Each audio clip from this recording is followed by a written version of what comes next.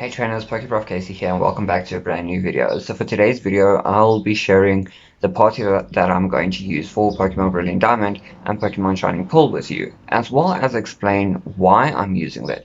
But instead of just showing the Pokemon that I want to use, what I'm going to do is I'm going to go through every single gym, as well as all the Elite Four members and the champion Cynthia, and tell you exactly which Pokemon is going to have an advantage or disadvantage to the Pokemon that they will have. Just a quick disclaimer, we all know by now that nothing has been confirmed about which Pokédex we're getting. We don't know if it's going to be Diamond or Pearl or if it's going to be Platinum. So what I did is I went online and I did a bit of research and I took all the Pokemon that they have in their parties for Pokemon Platinum and I planned everything around that. So this is based on the Platinum decks. No other Pokédex because nothing has been confirmed.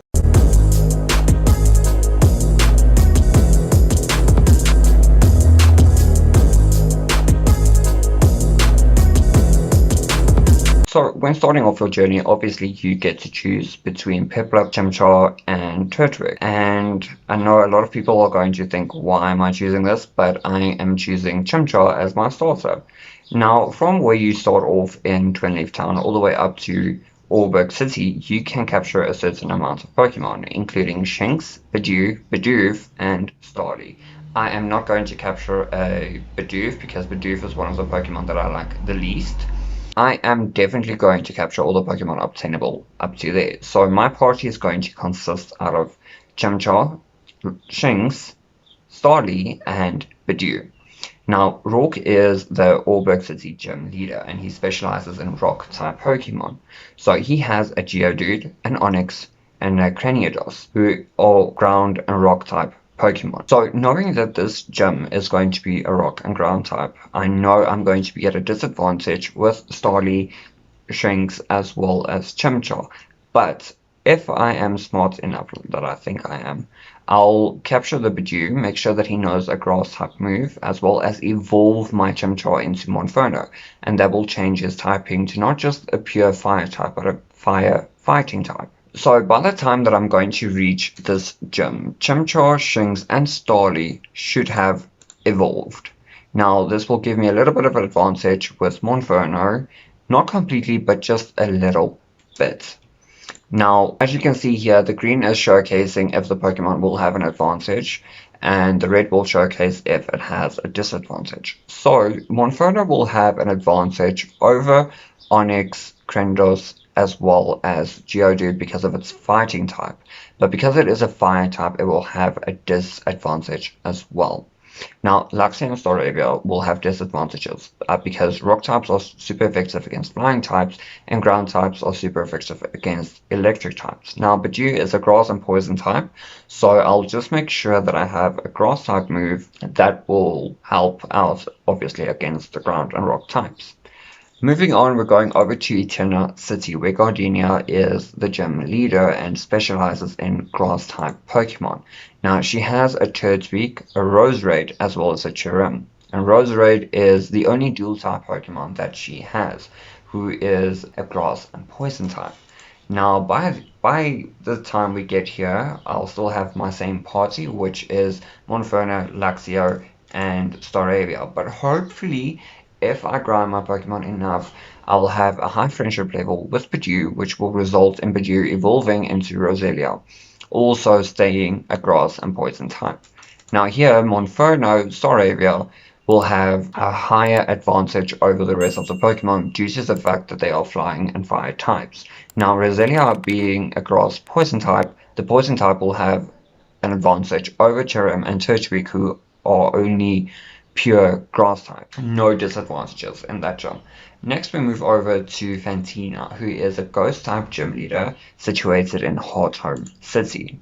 She has a Haunter, a Duskull, and a Miss Magius. Now here I will still have my normal team, who is going to be Monferno, Luxio, Staravia, as well as Roselia. Now Luxio usually learns the move Bite and Crunch by leveling up. So this will give Luxia the advantage over Honto, Duskull, as well as Miss Magius, only because Dark type moves and Dark types are super effective over Ghost types. Now, I did put Roselia here as having an advantage as well, because I'm not sure, but I would say like 40% sure that you can obtain a Ghost type TM quite early in the game. So if I can, for example, get the TM for Shadow Ball, I can teach it to Roselia and she will have an advantage over them as well. Moving on, we will get to Maylene, who is a fighting type gym leader in Veilstone City. Now, Maylene has a Machoke, a Meditite, and a Lucario. So by the time we get here, we should have gotten our Luxio to evolve into Luxray, Staravia to evolve into Staraptor, and then we should have caught a Gibble by now. Now, also by the time that we reach this gym and we caught a Gibble, Gibble should have evolved to Gabite by now because it evolves at level 28. So, with that being our team, Monferno will have an advantage over Lucario because Lucario is a fighting steel type, and fire types are super effective against steel types. Luxray will have a disadvantage if Lucario knows the move Bone Rush by this stage, because Lucario's move Bone Rush is a ground type move, and ground type moves are super effective against electric types. Now, Staraptor will have an advantage and a disadvantage. Advantage over the fact that flying types are super effective over fighting types, but Machoke, Meditite, and Lucario all stand a chance by knowing a move like Ice Punch, Thunder Punch, or something in that, maybe even a Rock type move, which will obviously be a disadvantage for Staraptor. Roselia will have a disadvantage as well by the same fact that some of them might know Ice Punch or Fire Punch.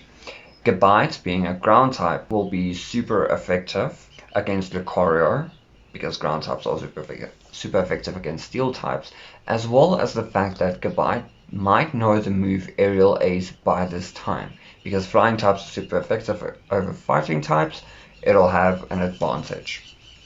Next, we're moving over to Crasher Wake, who is the water type gym leader in Pastoria City. Now, he has a Gyarados, a Quagsire, and a Floatzel. So, if I remember correctly, by the time we get here, we should have caught in a Weasel by now, and it should have evolved into a Floatzel already, as well as we might have gotten a Shiny Stone, so we could evolve Roselia into Roserade, as well as Infernape Monferno should have evolved into Infernape at this stage. So here, Infernape is going to be at a complete disadvantage because he is a fire type and Crasher Wake is a water type gym, so that goes without saying. Now, Luxray will have an advantage over Gyarados and Floatzel, but not to Quagsire because Quagsire is a ground type. The ground typing is going to cancel that out completely. Staraptor will be at a disadvantage only due to the fact that these are water type Pokemon, and they might know a move like Ice Beam, Gyarados might know Thunderbolt or Thunder, we don't know, so that will leave Staraptor at a disadvantage. Roserade will be super effective against all of them, but might be at a slight disadvantage to Gyarados being a flying type as well, but I'm not too worried about that at this stage. Gabite is going to be at a disadvantage due to the fact that he is a ground type as well. Floatzel being water type, it's going to be effective but not super effective or anything in that case. So that's why I didn't put anything there.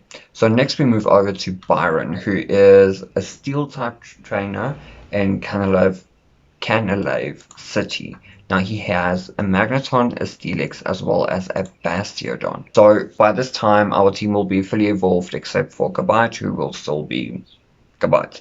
So Infernape will have an advantage and a disadvantage here. It'll have an advantage over Magneton and Bastiodon, who are electric and steel and rock and steel types. Fighting types being super effective against steel and rock, and then fire types being super effective against steel types, but it will be at a disadvantage towards Steelix, who is a steel and ground type Pokemon. Luxray will be at a complete disadvantage thanks to Steelix being a ground type. Staraptor will be at a disadvantage because of Bastiodon, who has a rock type, and Magneton, who is an electric type. Roserade will have the advantage here over Steelix and Bastiodon because grass is super effective against rock and ground type Pokemon. And then Gabite will have the advantage as well over Magneton, Steelix, well, not really Steelix, but Magneton and Bastiodon. Now, in this case, one has to keep in mind that Magneton might have the ability Levitate. If Magnemite has the ability Levitate, ground type moves will not affect it at all. So that's why Infernape is going to be an advantage there. Floatzel will have an advantage over Steelix being a steel and ground type, but it will have, as well as Bastiodon, but it will be at a disadvantage against Magneton, who is an electric type, obviously. Next we move over to Candace, who is the Ice type gym leader in Snowpoint City. Her party consists out of Sneasel, Pillow-Swine, Abomasnow, and Frostlass. So here our team stays the same. Now Infernape will have an advantage over all of them except for Pillow-Swine, because Pillow-Swine is not just a pure ice type, it is a ground type as well. So they might be a bit of a problem there, but I'm not too worried about it. So next we have Luxray. Luxray will have an advantage due to the fact that Frostlass is a ghost type, and we said that before, Crunch, Bite, it'll have an effect there. But it'll be at a disadvantage towards Pillow-Swine being a ground type. Staraptor will be at a complete disadvantage because it's all ice types. Roserade, same thing, disadvantage all around. Gabite will have an advantage over Frostlass again, maybe by knowing a dark type move, but it'll be at a disadvantage because ice types are super effective against dragon types. Floatzel, it'll have an advantage over Pillow-Swine being an ice and ground, but it won't be super effective, I think. It might just be standard effectiveness. Next we have Volkner, who is the electric type gym leader in Sunyshore City. His party consists out of Electivire, Luxray, Jolteon, and Raichu. And by the time we get here, our party will be fully evolved. Gabite will be Garchomp by now. So here, Infernape will be at an advantage due to the fact that Infernape might know a ground type move like Dig or Earthquake or something like that. And the same with Luxray. I think Luxray usually knows Dig, so that'll be super effective against these Pokemon. Staraptor will be at a complete disadvantage just because his party consists out of pure electric types. Roserade, normal effectiveness, nothing too special there, so that's why I didn't mark anything there. Garchomp being a dragon ground, it'll be super effective against electric types, and then Floatzel will also be at a disadvantage because of its typing. So next we move over to the Elite Four, and first off we have Aron. Aron is the Bug type Elite Four member. His party consists out of Sizzle, Heracross, Vespiquen, Trapeon for some reason, and Yanmega. Our party by now is going to change a little bit. So Floatzel is still going to be there, but Garchomp is being switched out for Dialga. So here, Infernape will have an advantage, Luxray will have an advantage, Staraptor will have an advantage. Basically, out of all of them, Roserade is going to be the only one that's going to be at a disadvantage due to the fact that it's grass, poison, and bug types are super effective against grass types. Next we have Bertha, the ground type gym leader. Now her party consists out of Golem, Wishcash, Hippowdon, Rhyperior, and Gliscor. Now here Infernape, Luxray, and Staraptor as well as Dialga will be at a disadvantage, which is not the best thing at this stage because we need more than 2 Pokemon in our party to actually have an advantage over that battle. Now, we will be okay if we have our party's moves planned out correctly. I don't know what the moves will be yet, we'll see as we go along. But Roserade and Floatzel will literally be the only ones who will have a proper advantage over them. Next we have Flint, who is the Fire type Elite Four member. His party consists out of Rapidash, Flareon, Houndoom, Infernape, and Magmartor. Now, Infernape and Luxray will have an advantage if we teach them a ground type move, like I said before. The same with Dialga as well. Now, Staraptor, it's middle class here, won't have an effect. Well, it will have an effect, but also not. It'll be normal effectiveness. Roserade will be at a complete disadvantage here. And then Floatzel will be will have a great advantage, and then Dialga will also have a disadvantage because it's a steel type. Next, we go over to Lucian. Now, Lucian is the Psychic type Elite Four member. His party consists out of Alakazam, Mr. Mime, Espeon, Bronzong, and Gallade. Now here, Infernape, Luxray, Staraptor, Roserade, and Floatzel will have an advantage, but Roserade and Dialga will be at a disadvantage. Roserade will be in a disadvantage because Psychic types are super effective against Poison types, and with Dialga being a Dragon type, let me just say this, if Fairy types are going to be in this game, Mr. Mime is a Psychic Fairy type, so Fairy types are super effective against Dragon, so that might be a disadvantage for Dialga. Next, Cynthia, one of the hardest champion to beat in all the games. Her party consists out of a Milotic, Roserade, Spiritomb, Garchomp, Lucario, and Togekiss. Now this is 50-50. And to break this down a bit, Infernape is a firefighting type, which will be super effective against Roserade and Lucario. Luxray is an electric type, but also has dark type moves. So this will be super effective against Togekiss as well as Milotic. Staraptor is a normal flying type, so it'll be super effective against Lucario and Roserade. That's correct, sorry. Then our Roserade is a grass poison type, so it'll be super effective against Milotic and Garchomp.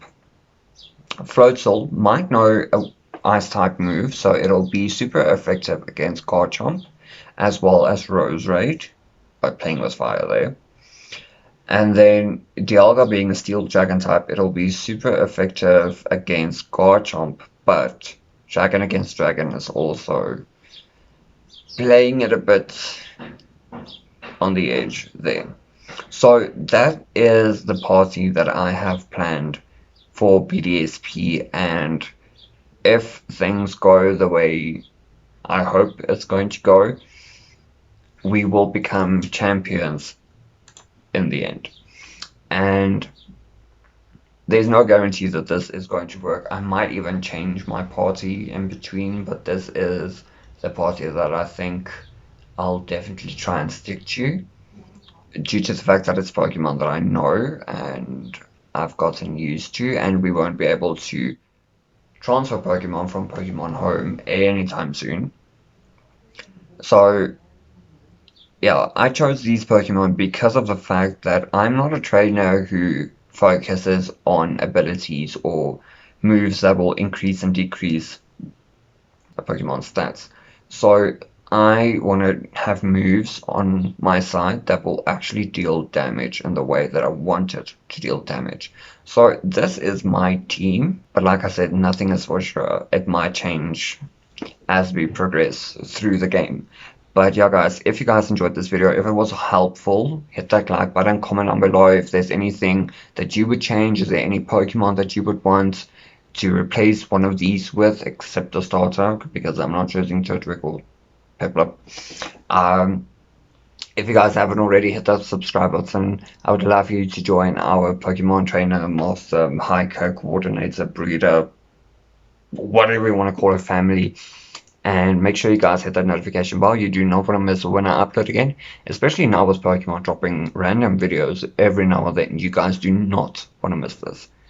But until the next one, bye trainers.